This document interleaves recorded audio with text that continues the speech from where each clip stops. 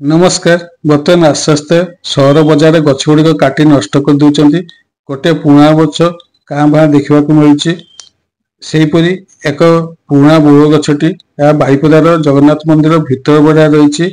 एक मध्यम धरण गछ यार छाई आमको शीतलता प्रदान करे एवं गरम दिने यार फूल बहुत होउथिबारु यार बास्ना बहुत एवं यार तले बसले भारी सुंदर बास्ना भी हुए। यही गछ को बंगला रे बकुल गाछ एवं यहाँ अन्य नाम जानती चिरपुष्प शीर्ष केसरक स्थिर कुसुम बोली कह जाए।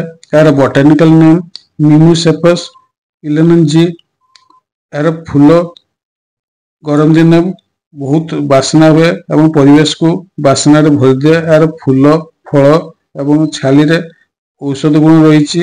यार फूल शीतल स्निग्ध मधुर कषाय रस एवं झाड़ा को बांधे पतला झाड़ा को उपकारी।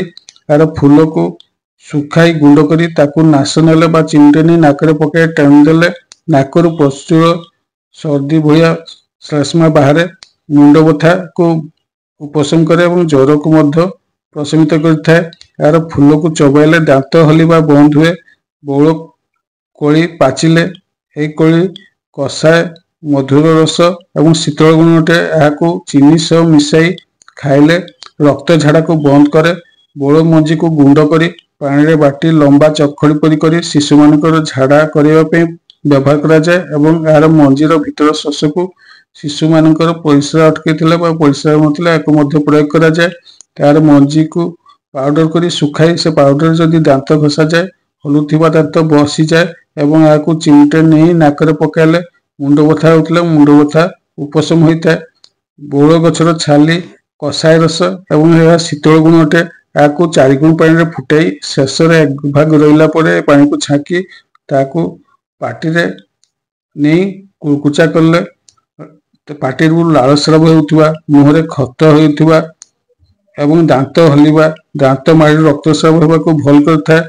यहीपरि यहाँ घरे तुटका चिकित्सा हिसाब से यहाँ व्यवहार करा जाए। यही सब रोग थिले समस्या थिले यहाँ पर निर्भर न करी अभिज्ञ आयुर्वेद डाक्तर को परामर्श अनुसार औषध व्यवहार करेंगे।